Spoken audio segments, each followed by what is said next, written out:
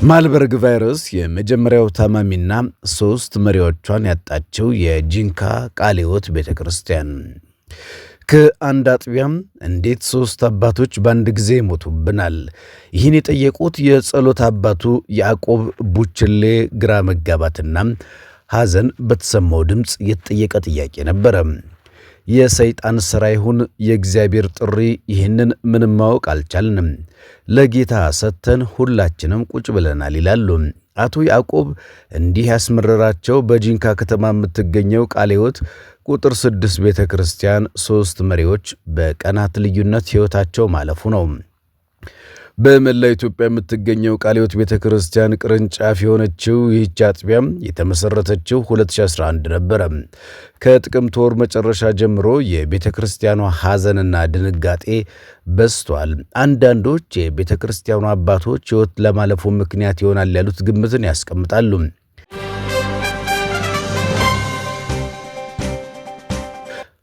ሌሎች ደግሞ ከዚህም ከዚያም የሚሰሙት ማብራሪያ በስተቀር እንዲህ ነው የሚሉት ነገር የላቸውም። ይህ ሁሉ የጀመረው የቤተ ክርስቲያኗ ምዕመን የሆነው ኢንጂነር አለማየሁ የግለሰቡ ስም ለደህንነት ሲባል ተቀይሯል። አለማየሁ በግንቦት 2010 ከባለቤቱ ጋር ወደ ጂንካ የመጣው የኢትዮጵያ ንግድ ባንክ በከተማዋ የሚያስገነባው ሕንፃ ፕሮጀክት ስራ አስኪያጅ ሆኖ ነው። በከተማዋ መሃል አራዳ አካባቢ እየተካሄደ ያለው የህንፃ ግንባታ የማጠናቀቂያ ሥራ ብቻም ቀርተውታል። የፕሮጀክት ማናጀሩ ባለቤት እመቤት እንየው ደግሞ አካባቢው ላይ አነስተኛ ምግብ ቤት አላት። የ6 ዓመት ዕድሜ ያላት ልጃቸውን የወለዱት ወደ ጂንካ ከሄዱ በኋላ ነው። የንግድ ባንኩን ሕንፃም አፍርሶም ቀይሶም የሰራው እሱ ነው፣ ማንም ያውቃል ትላለች ባለቤቱ እመቤት። ቢቢሲ ያነጋገራቸው የጂንካ ነዋሪዎች የሚያስረዱት ይህንኑ ነው። በተለይ ምዕመን ከሆነባት ቃለ ሕይወት ቤተ ክርስቲያን ጋር በተያያዘም ስሙ በጥሩ ይነሳል። አለማየሁ በጥቅምት መጀመሪያ ህመሙ ሲጀምረው የብርድ በሽታ ይሆናል የሚል ግምት እንደነበረው እመቤት ታስታውሳለች። ረቡዕ ጥቅምት 5 2018 ወደ ጤና ተቋም ሄዶ መርፌ ቢወጋም ይብስኑ የምግብ ፍላጎት መቀነስና ትኩሳት ማሳየት ጀመረ። ሐኪሞች የፈሳሽ እጥረት እንዳጋጠመው ቆይቶ ደግሞ የኩላሊት ኢንፌክሽን እንደሚታይበት ተናገሩ። ወባ ተደብቆ ሊሆን ይችላል ብለን ወባ ስንፈራም የጭንቅላት ወባ ነው አሉን። ከእሁድ በኋላ ማስመለስ ጀመረ። የሚገባ ምግብ አይቀመጥም፣ የትኛውም ፈሳሽ ይወጣል ስትል በሽታው እየተባባሰ መሄዱን ባለቤቱ ታስረዳለች። አለማየሁ ወደ ጂንካ ጠቅላላ ሆስፒታል የገባው ከሳምንት በኋላ ረቡዕ ጥቅምት 13 2017 ዓ.ም ነበር።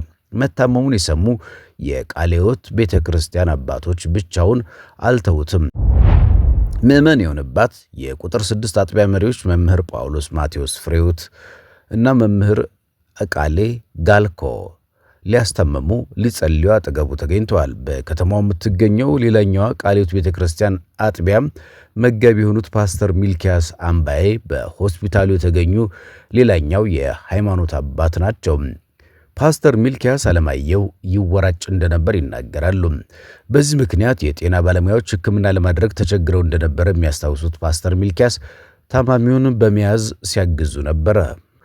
በታማሚው ላይ እጃቸውን ጭነው ጸሎት ማድረጋቸውን ያስረዳሉ። ፓስተር ሚልኪያስና መምህር ቃሌ ጸሎት አድርገው ወደ ቤታቸው ሲመለሱ ቀሪዎቹ ሁለቱ የቤተ ክርስቲያን መሪዎች እያስታመሙ ሆስፒታል አድረዋል። ከምሽቱ 12 ሰዓት ጀምሮ የአለማየሁ ሁኔታ እየተባባሰ ከሄደ በኋላ ሌሊት 6 ሰዓት ገደማ ሰውነቱ እየቀዘቀዘ መጣ። እመቤት እስከ ሌሊት 6 ሰዓት ድረስ መድኃኒት ግዙ እየተባልን ውጭ እየሮጥን ነበር፣ ይተርፋል፣ ምንም አይሆንም ብለው ተስፋ እየሰጡን ነበር። ነገር ግን ወደ ጽኑ ሕሙማን ክፍል ይግባ አሉን። ሮጠን ይዘን ሄድን። ሾክ በሚያደርግበት ጊዜ ሕይወቱ አልፏል በማለት ቅጽበቱን ታስታውሳለች። በማግስቱ ጠዋት ወደ ቤተ ክርስቲያን በማምራት አለማየሁ ሕይወቱን ማለፉን ለምዕመናን የተናገሩት በሆስፒታል ያደሩ መምህር ጳውሎስና ፍሬውን ናቸው። ቀጥሎ የነበሩት ነገሮች የተከናወኑት በፍጥነት ነበረ። ብዙ ምዕመናን የግለሰቡ መሞት አልሰሙም። አስክሬኑ በመኪና ተጭኖ ወደ ቢሾፍቱ ከተማ ተሸኘ። ምክንያቱም በውል ካልታወቀ የአለማየሁ ሞት በኋላ የከተማዋ እንቅስቃሴ ከወትሮ የተለየ ነገር አልታየበትም። የቤተ ክርስቲያኗ መሪዎች የዘወትር አገልግሎታቸውን ቀጥለው ነበረ፣ ቢያንስ እስከ ቀጣዩ ሳምንት ድረስ።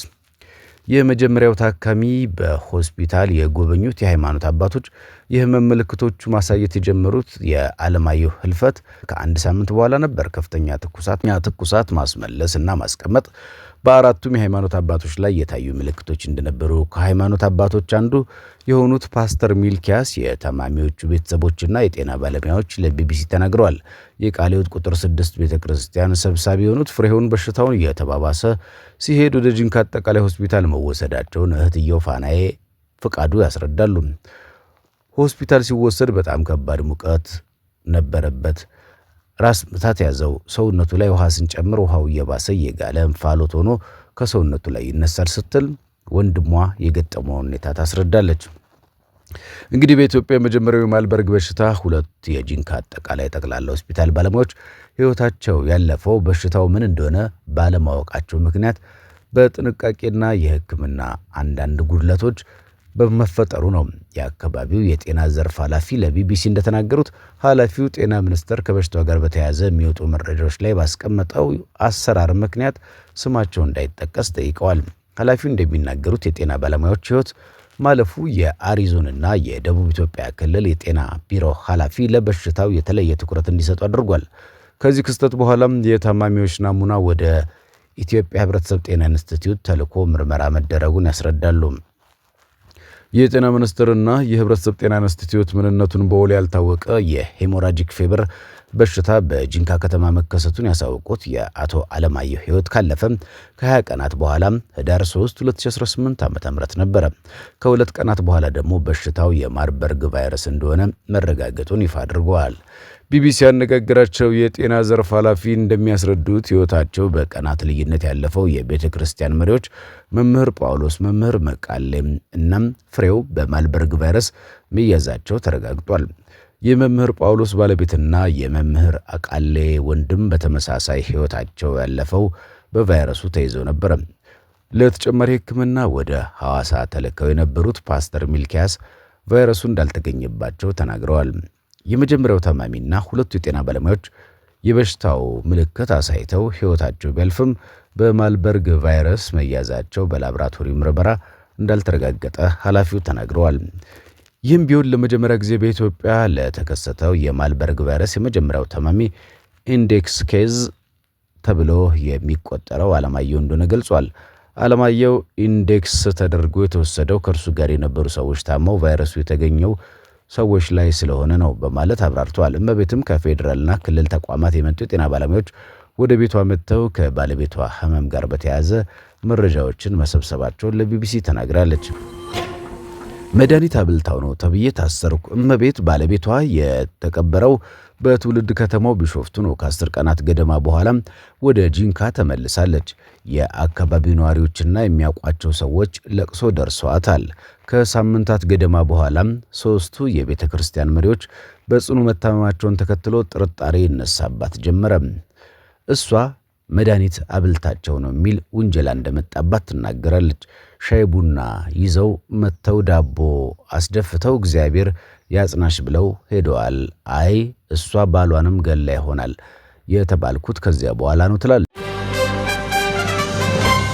የሁለተኛው የቤተ ክርስቲያን መሪ ሕይወቱ ባለፈበት ህዳር 1 ፖሊስ በቁጥጥር ስር እንዳዋላት የጤና ሚኒስቴር በአካባቢው የማልበርግ ቫይረስ መከሰቱን ይፋ ያደረገው እመቤት በእስር ላይ ያለች ነበር። ይህን ተከትሎም ከ10 ቀናት በኋላ ፍርድ ቤት ቀርባ በ20 ሺህ ብር ዋስትና ተለቃለች።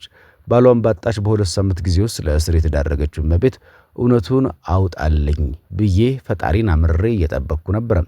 የቤተ ክርስቲያኒቱ መሪዎች መልካም ሰዎች ናቸው፣ አፈሩን ያቅልልላቸው። እኔ በጣም አዝኛለሁ። ከሐዘን በኋላም የጨመረብኝ ሐዘን እሱ ነው ስትል የቀረበባትን ውንጀላ የፈጠረባትን ስሜት አስረድታለች። ምንም እንኳን ባለቤቷ የበሽታው ምልክቶች የታዩበት የመጀመሪያው ታማሚ ስለመሆኑ የጤና ባለሙያዎችና ኃላፊዎች ቢናገሩም እመቤት አታምንበትም።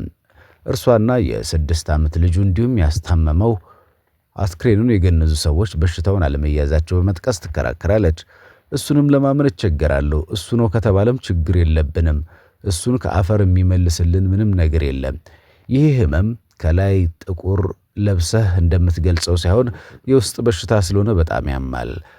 ስትጠየቅ ሁሉ ያመኛል በማለት ለቢቢሲ ተናግራለች። በአሁን ሰዓት እመቤት ከሰዎች ጋር ያላት ግንኙነት እንድትገድብ በጤና ባለሙያዎች ተነግሯታል። የሌሎች ሟቾች ቤተሰቦችም ተመሳሳይ የጥንቃቄ እርምጃ እንዲወስዱ እየተደረገ ነው። በኢትዮጵያ ለመጀመሪያ ጊዜ ማርበርግ ቫይረስ የተከሰተባት ጂንካ ከበሽታው ጋር በተያያዘ ለመቆጣጠር የምታደርገው ጥረት አጠናክራለች። ከተማዋ የምትገኘው አሪዞን እስከ ህዳር 26 የአንድ ሳምንት የትራንስፖርት እንቅስቃሴ ገደብ አድርጋ ነበረ። ትላንትና እሁድ ህዳር 28 የወጣው የጤና ሚኒስቴር መረጃ እንደሚያሳየው 13 ሰዎች በቫይረሱ መያዛቸው በምርመራ ተረጋግጧል። ከነዚህ ውስጥ 8ቱ ህይወታቸው አልፏል። 4 ሰዎች ደግሞ አገግመዋል።